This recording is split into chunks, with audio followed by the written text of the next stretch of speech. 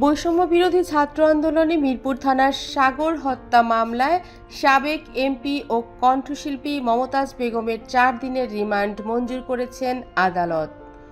মঙ্গলবার দুপুর 2টা 17 মিনিটে তাকে ঢাকার চিফ মেট্রোপলিটন ম্যাজিস্ট্রেট আদালতে এনে হাজতখানায় রাখা হয়। শুনানির সময় তাকে ঢাকার মেট্রোপলিটন ম্যাজিস্ট্রেট মোহাম্মদ জুয়েল রানার আদালতে তোলা হয়।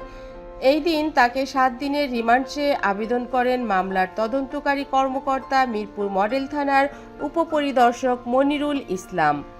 রাষ্ট্রপক্ষে রিমান্ডের পক্ষে শুনানি করেন ঢাকা মহানগর দায়রা জজ আদালতের public prosecutor Omar Faruqui. Remand মঞ্জুর ও জামিন চেয়ে শুনানি করেন আসামি পক্ষের আইনজীবীরা। উভয় পক্ষের শুনানি শেষে তার 4 দিনের রিমান্ড মঞ্জুর করেন আদালত। এর আগে মঙ্গলবার রাত 12:15টায় রাজধানীর ধানমন্ডি থেকে তাকে গ্রেপ্তার করা হয়। মমতাজের পক্ষে কোনো আইনজীবী ছিল না। এছাড়া তাকে আদালতে আনলে অনেকেই তাকে ইট পাটকেল ছোড়ার চেষ্টা করলে তাকে অনেক কড়া প্রহরার মধ্য দিয়ে পুলিশ প্রহরার মধ্য দিয়ে তাকে সেফ করা হয়। আসলে পাপ ছাড়ে না বাপকে, এটাই হচ্ছে সত্যি কথা। মমতাজ এর আগে কারেন্ট মমতাজ নামে অনেক বেশি ট্রল হয়েছিলেন, কারণ তিনি বলেছিলেন তার নেত্রী শেখ হাসিনা কারেন্ট নাকি মাথায় করে করে সবার বাড়িতে দিয়ে গেছেন।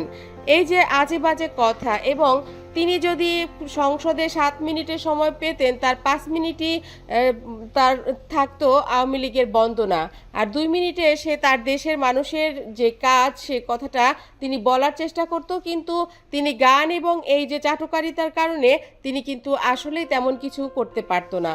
এই যে ব্যাপারগুলো, এগুলো আসলেই অনেক বেশি মানুষের দৃষ্টি কেড়েছিল। একটা মানুষের প্রতি মানুষের আস্থা, একজন সংসদ সদস্যর যোগ্যতা, ওয়েট কেমন হওয়া উচিত, সেটা আসলে আমাদের বাংলাদেশের অনেকটাই নাই হয়ে গিয়েছিল।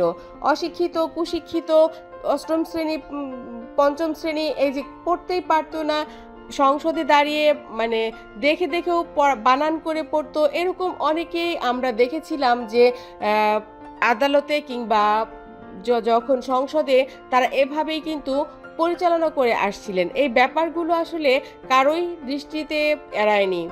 আশা করি এই ব্যাপারগুলো ভবিষ্যতে আমরা দেখতে পাবো না, আর পুনরাবৃত্তি হবে না এই ধরনের আজে বাজে কিছুর। কারণ সংসদ একটা খুবই গুরুত্বপূর্ণ জায়গা। সেখানে যিনি যাবেন দেশের মানুষের ম্যান্ডেট নিয়ে যাবেন, সেই মানুষগুলোর কি প্রয়োজন, সেই প্রয়োজনীয় কথাগুলো বলার জন্য সেখানে যাবেন। অথচ এই যে অশিক্ষিত মানুষেরা সেখানে যে গান বাজনা করে সময় নষ্ট করেছিলেন, সেইগুলোকে আসলে কি বলা যেতে পারে। অনেকটা তারা নকল করার চেষ্টা করছিলেন ভারত কিংবা পাকিস্তানকে, কিন্তু যাদের নকল করছিলেন তারা কিন্তু শিক্ষিত ছিলেন।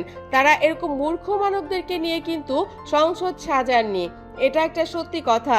সেখানে আইন প্রণয়নের একটা জায়গা, জনগণের ভাতের রুটি রুজির কথা বলার জায়গা। সেখানে আপনারা যদি যে গান বাজনা করেন, আপনারা কি বলতে চান সেটা নিজেরাই না বোঝেন, তাহলে সেখানে আপনারা কেন যাবেন? এই যে ব্যাপারটা, এটা আসলে সুরাহা হওয়া উচিত। আমি মনে করি এই যে মমতাজদের মতো যারা এখানে নষ্ট করেছিলেন পরিবেশ, সেই পরিবেশটা আবার সুন্দর হয়ে ফিরে আসবে।